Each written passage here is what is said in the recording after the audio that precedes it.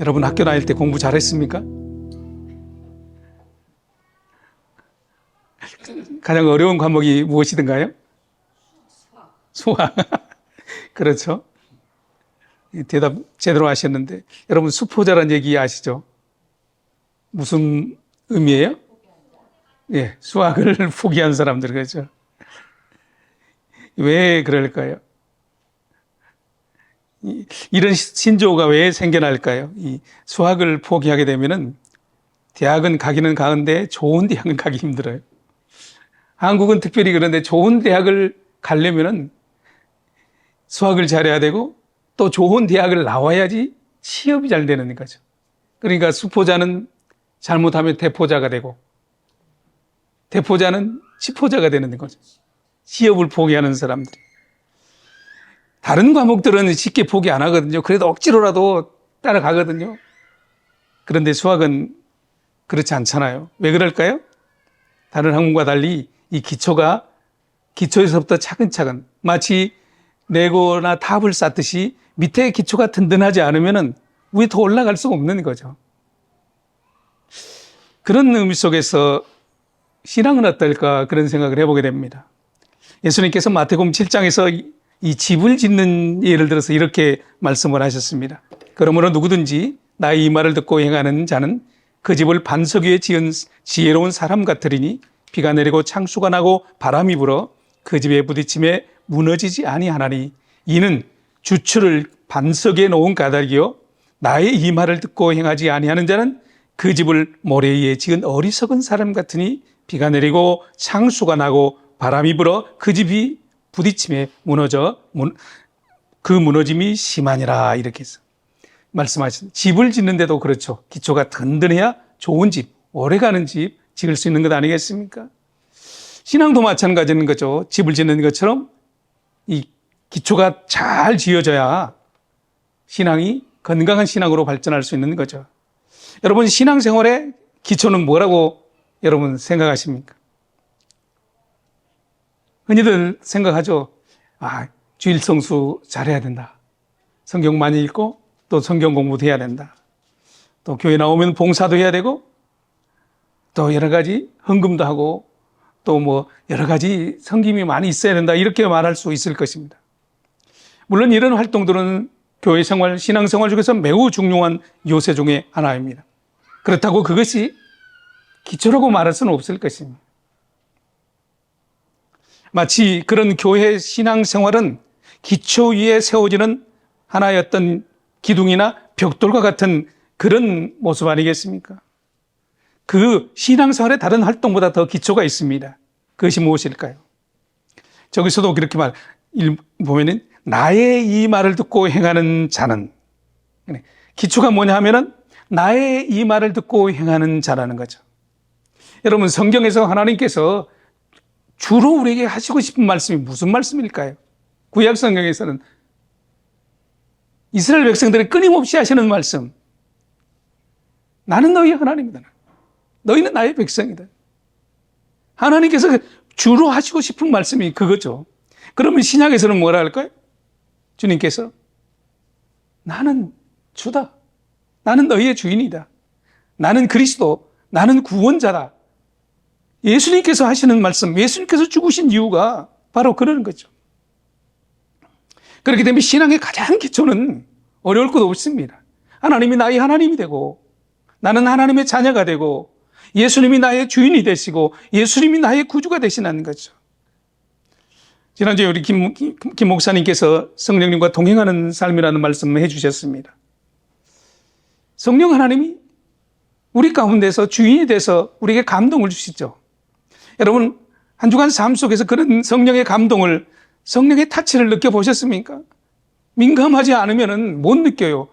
화를 내면서도 이게 성령이 기뻐하시는지 아닌지 짜증을 내면서도 하나님 기뻐하실지 이런 고민을 안 한다는 거죠. 왜냐하면 하나님이 나의 하나님임을 예수가 나의 구주이고 주인됨을 고민하지 않고 그냥 살기 때문이라는 거죠.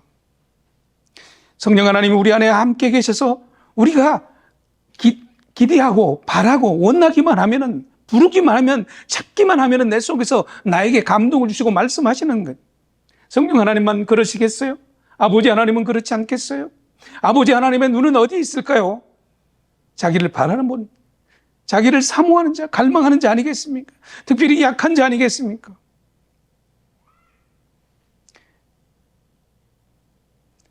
여러분, 그래서 신앙의 기초는 어려운 것 없습니다. 끊임없이 하나님을 하나님으로, 예수를 구주로, 또 성령님이 동행하시는 나의 주인으로, 인도자로 인정하면서 살아가는 것 아니겠습니까? 창세기 1장 1절에 뭐라고 말씀하십니까? 시작을 우리 함께 해볼까요? 시작. 태초에 하나님이 천지를 창조하십니다. 요한복음 1장 1절에는 뭐라고 나왔을까요? 태초에 말씀이 계시니라. 여러분, 창세기 1장과 요한복음 1장 이 말씀 속에서 뭐라는 거죠? 하나님이 계셨는데 천주와 우주와 만물을 또 나를 만드셨다는 것입니다. 그렇게 된 세상의 모든 것의 주인은 하나님이시라는 거죠.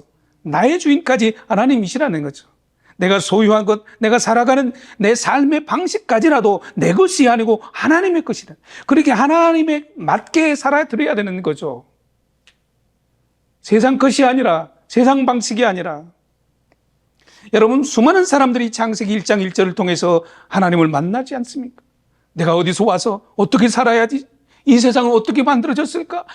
그 해답을 찾던 수많은 사람들이 1장 1절 태초에 하나님이 천지를 창조하시니라 이 한 말씀으로 무너지고 엎어지고 하나님 앞에 무릎 꿇는 사람들이 얼마나 많습니까? 그렇기 때문에 우리의 신앙생활은 끊임없이 하나님을 하나님으로 인정하는 이 고백 속에서 우리의 일상은 계속 되어진다는 것입니다. 이럴 때 우리의 일상 속에서 승리할 수 있는 것입니다. 짜증낼 일도 화낼 일도 그 속에서 우리가 승리할 수 있는 것 아니겠습니까? 그것을 믿음의 삶이라고 얘기하는 것 아니겠습니까? 그렇기 때문에 우리의 신앙의 기초는 말할 것도 없이 성부 하나님, 성자 하나님, 성령 하나님 그 위에서 우리의 신앙의 모든 활동은 이루어져야 되고 그 속에서 이루어져야 넘어지지 아니하고 시험 들지 아니하고 낙담하지 아니하고 늘 감사와 기쁨으로 살아가는 것 아니겠습니까? 요새는 사도신경을 예배 시간에 잘 안 하지만은 사도신경 뭐라고 우리가 뭐라고 신앙을 고백합니까? 전능하사 천지를 만드신 하나님 아버지를 내가 믿사오며 우리 주 예수 그리스도를 믿사오며 성령을 믿사오며 우리는 이미 예배드리는 우리는 그 성부 성자 성령 하나님을 믿기 때문에 이렇게 찬양하고 예배하고 하나님을 함께 모여서 공동체를 이룬 것 아니겠습니까? 여러분, 예수 그리스도가 하나님의 아들이심을 믿으시죠? 예수 그리스도가 우리의 구주됨을 믿으시죠? 그렇습니다. 하나님이 천지를 창조하시고 아들 예수를 이 땅에 보내셔서 우리에게 구원을 허락하시는 거예요. 그렇기 때문에 이 땅의 삶이 다 아니는 거죠. 어떤 사람은 더 길게 사고 더 짧게 살지만은 우리의 그 다음에 행보는 하나님과 영원히 함께하는 하나님의 나라가 하나님은 준비하셨다는 것이죠. 그래서 이 땅에서 한번 잘 믿음으로 한번 훈련해봐라. 한번 살아봐라. 어떻게 사는가? 어떤 사람들에게는 가난하기도 하고 어떤 사람은 어려움도 주고 어떤 사람들은 질병도 주면서 그럼에도 불구하고 그 속에서 하나님을 의뢰하는가? 하나님은 관찰하는 거죠. 그런데요, 재미있는 것은 나의 약한 부분을 가지고 하나님은 한번 실험을 해보는 거죠. 예를 들어서 제가 어떤 물질을 좋아한다고 합시다. 그럼 물질을 가지고 하나님은 나를 실험해. 네가 이것을 잘 넘어가나 보냐? 여러분, 하나님의 시선은 늘 그 약한 부분 속에서 그 약함 속에서 몸부림치는 자에게 하나님은 늘 맞춰져 있는 것 아니겠습니까? 오늘 본문은 이렇게 시작을 합니다. 36절입니다. 그런즉 이스라엘 온 집이 정령할지니 너희가 십자가에 못 박힌 이 예수를 하나님이 주와 그리스도가 되게 하셨느니라. 그들이 이 말을 듣고 마음에 찔려 베드로와 다른 사도들에게 물어 이르되 형제들아 우리가 어찌할꼬 하거늘. 베드로의 설교를 들은 그 많은 사람들이 고민하게 그 마음의 파동이 일어납니다. 마음에 찔립니다. 이제 내가 어떻게 해야 되지? 내가 이제 무엇을 해야 되지? 이 마음의 찔림으로 인해서 고민을 하게 되는 거죠. 어떻게 해야 되지? 여러분, 하나님을 만난 사람들에게는 이 첫 반응, 이 마음의 파동이 깊은 곳에서 일어나는 것을 경험한 사람들 아니겠습니까?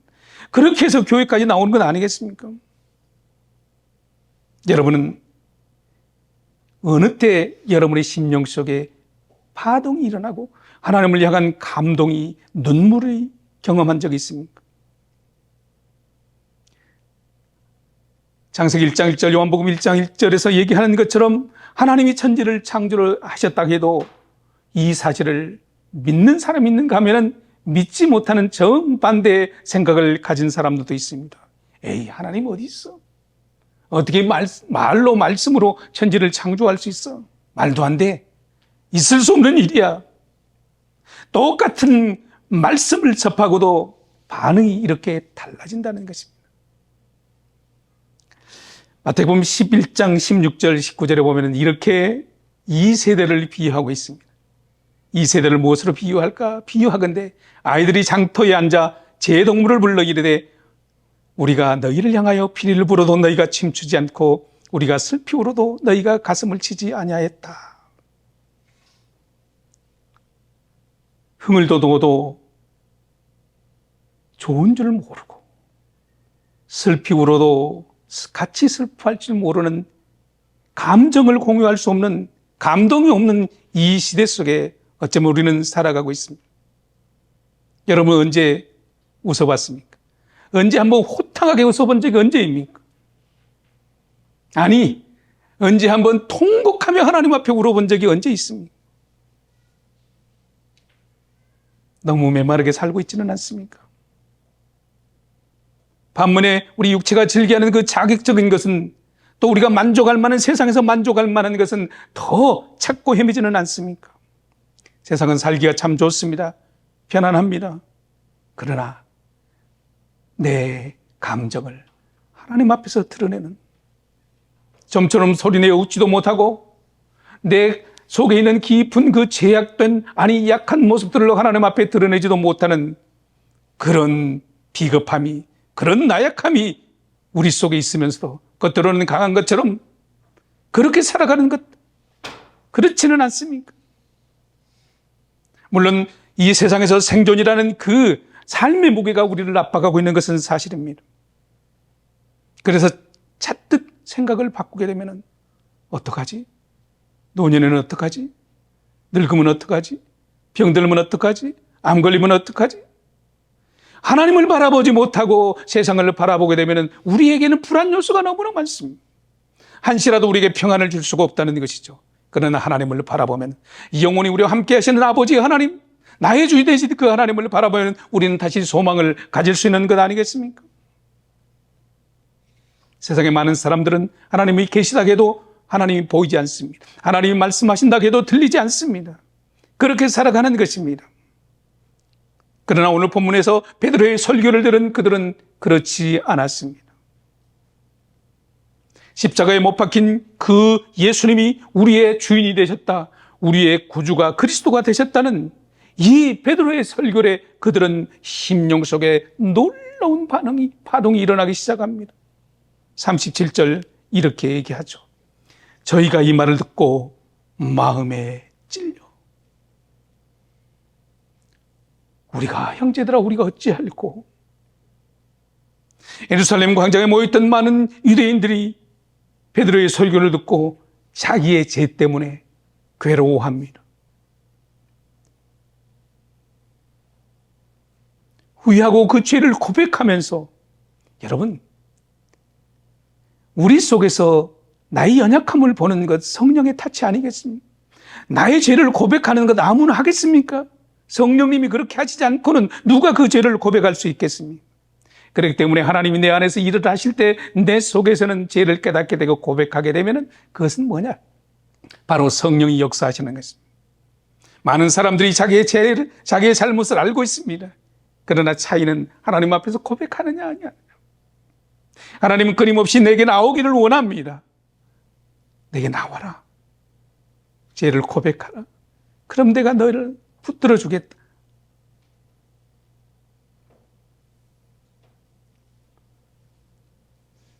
자존심 때문에 하나님과 씨름하고 있지는 않습니까? 여러분, 교회 안에서 이런 어떤 자기와의 싸움이 이루어지지 아니하고 감추고 외식하는 모습들이 교회 안에서 일어난다면 어떻게 되겠습니까? 아니, 교회는 뭐 일주일에 한 번 만나니까 부부간에 그렇다고 쳐보십시다. 부부간에 진실로 고백하지 못하고 내 죄를, 내 허물을, 내 잘못을 고백하지 못하고 산다면 어떻게 하게 되겠습니까? 여보, 내가 미안해. 여보, 내가 사랑해. 내가 당신은 이건 잘못했네. 이런 고백이 없이 긴장하며 살면 어떻게 되겠습니까? 하나님 앞에서 그렇게 사는 것도 어떻게 되겠습니까? 오늘 본문을 보십시오. 38절입니다. 베드로가 이렇게 얘기합니다. 베드로가 이르되 너희가 회개하여 각각 예수 그리스도의 이름으로 세례를 받고 죄 사함을 받으라. 그리하면 성령의 선물을 받으리라. 그 말을 받은 사람들이 세례를 받고, 베드로의 설교를 듣고 마음에 찔린 사람들의 반응을 한번 보십시오. 어떻습니까? 죄 사함의 세례를 받은, 하나님, 내가 잘못했습니다. 내가 이제 그렇지 않겠습니다. 나를 용서해 주고 나를 새롭게 해 주십시오 하는 세례를 받는 것 아니겠습니까? 베드로가 당당하게 선포할 때, 여러분, 우리는 이미 예수 그리스도의 이름으로, 성삼위 하나님의 이름으로 세례를 받은 사람입니다.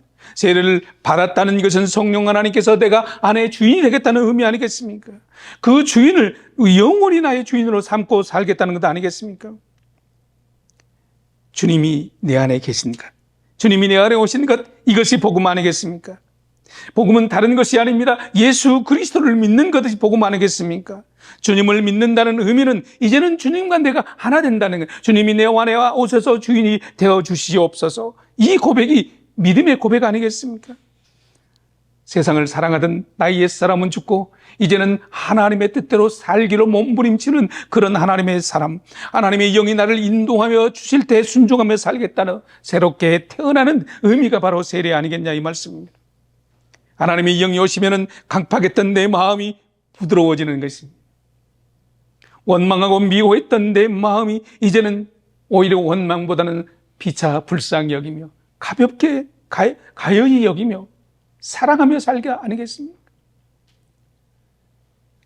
아내가 가끔 그런 얘기를 해요.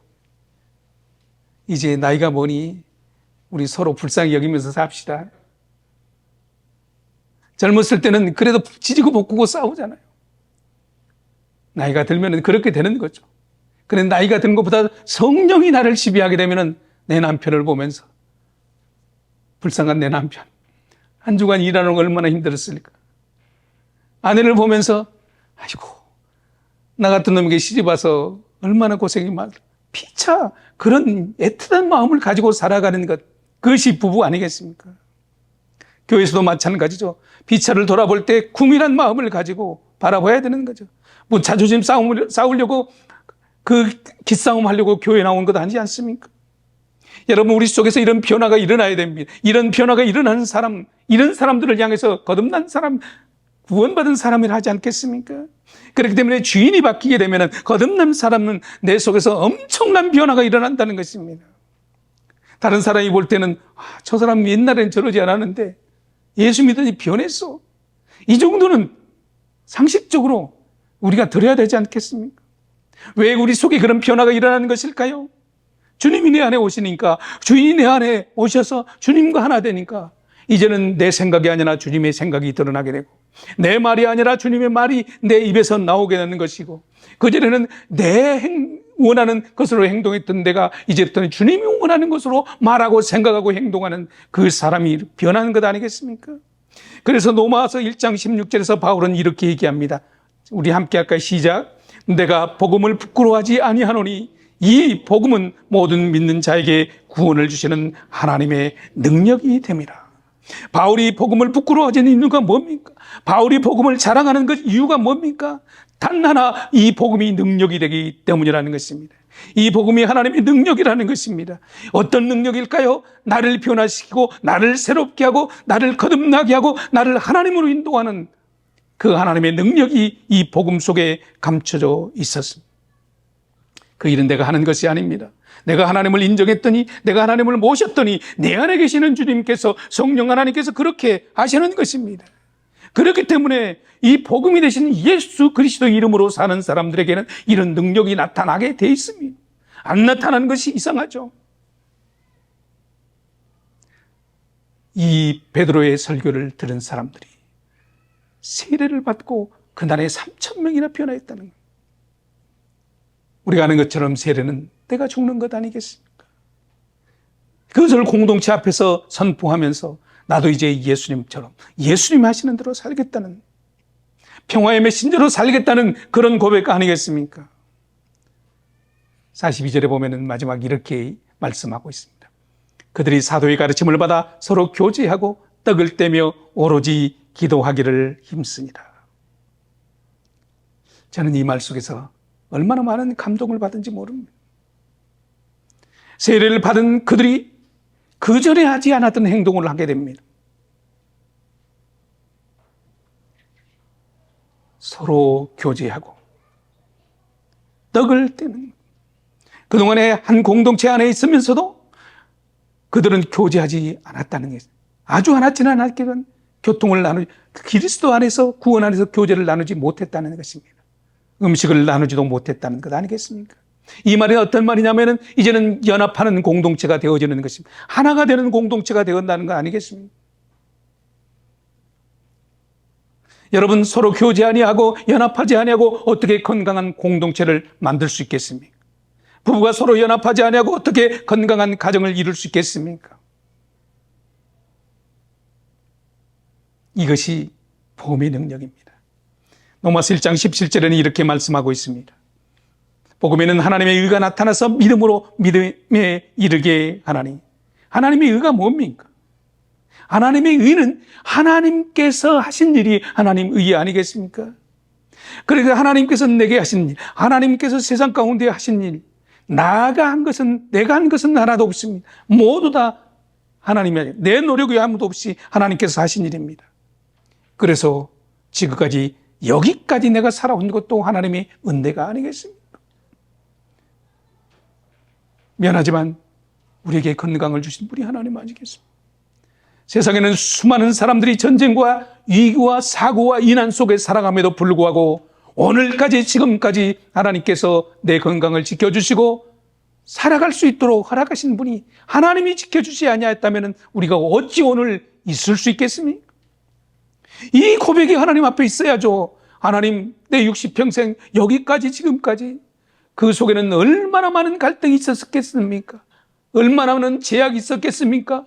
얼마나 많은 허물이 있었겠습니까? 그럼에도 불구하고 하나님은 참아주셨고, 하나님은 용서해 주셨고, 하나님은 다시 세워주셔서 우리로 하여금 하나님의 전전에 예배하는 예배자로 세워주신 것 아니겠습니까? 이것이 하나님의 일 아니겠습니까? 우리 모두의 모습을 돌아보십시다. 가정에서 남편이요, 아내요, 부모요, 교회에서 공동체의 한 일원으로, 또 사회생활 하게 되면은 직장생활 아니면 언어, 그것을 할 수 있는 것이 하나님의 은혜였다는 것입니다.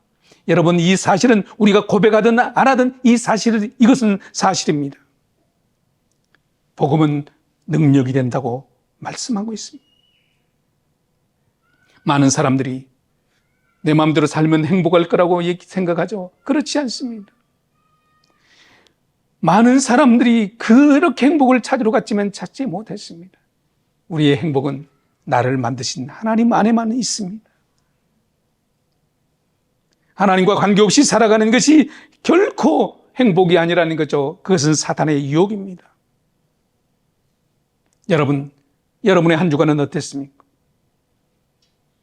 뭔가에 쫓기고 불안해하지는 않았습니까? 뭔가에 두려워하지는 않았습니까?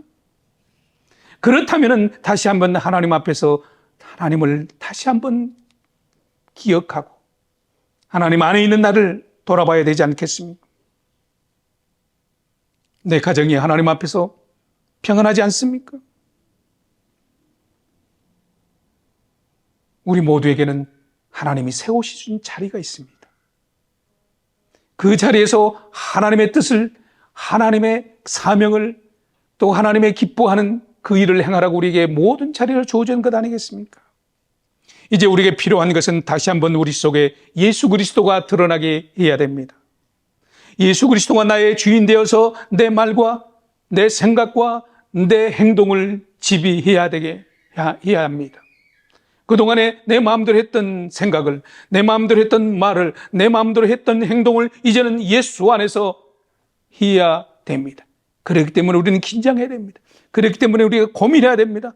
이 말을 하려는 순간 아차, 성령 하나님께서 아차, 잠깐 이렇게 스톱을 걸어줄 때 하나님이 우리에게, 성령 하나님께서 일하시는 것 아니겠습니까? 이런 사람들이 많이 모일수록 교회 공동체가 건강해지는 것 아니겠습니까?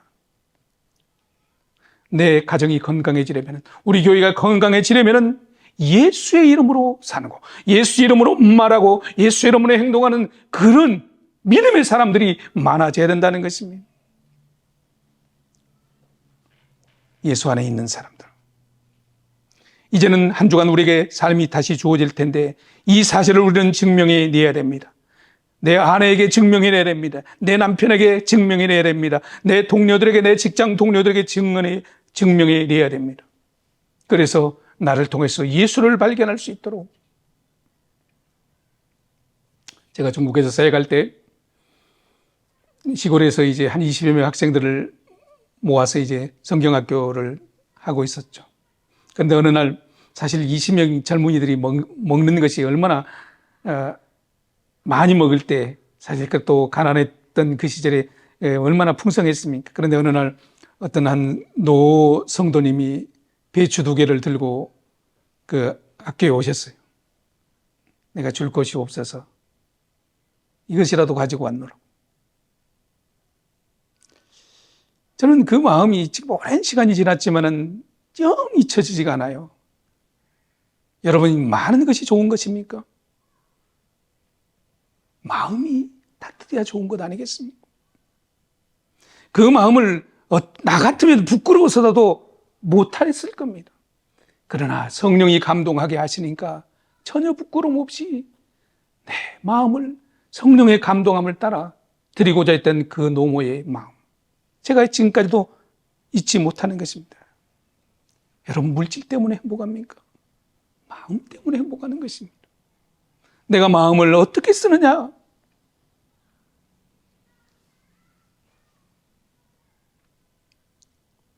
예전의 나라면 도저히 할 수 없는 일들을 하게 하는 것, 그것이 성령 하나님 아니겠습니까? 그것이 성령의 능력, 복음의 능력이 아니겠습니까? 여러분, 다시 한 주간 우리의 모든 삶이 주어질 것입니다. 맡은 자리에서, 가정에서, 공동체 안에서, 직장에서. 이제 우리 한번 실험해 보십시오. 한 주간 삶 속에서 내가 어떻게 주님의 사람으로, 주님이 내 안에 계신 것을 증명해 낼 것인가? 복음이 능력이라 했는데, 내가 복음 안에 있는데 한번 나도 증명해 보아야 되겠다. 거칠은 말을 했다면 부드러운 말을 하십시오. 사랑을 고백하지 못했다면 사랑을 고백해 보십시오. 용서를 구하지 못했다면 담대하게 한번 용서를 구해 보십시오. 그럴 때 성령 하나님께서 우리에게 힘이 되셔서, 복음의 능력이 되셔서 우리를 새롭게, 거듭나게, 강하게 만들어 주실 것입니다. 그렇게 승리하는 한 주간 여러분의 삶이 되시기를 주님의 이름으로 축복합니다. 예, 우리 한번 기도하십시다. 하나님,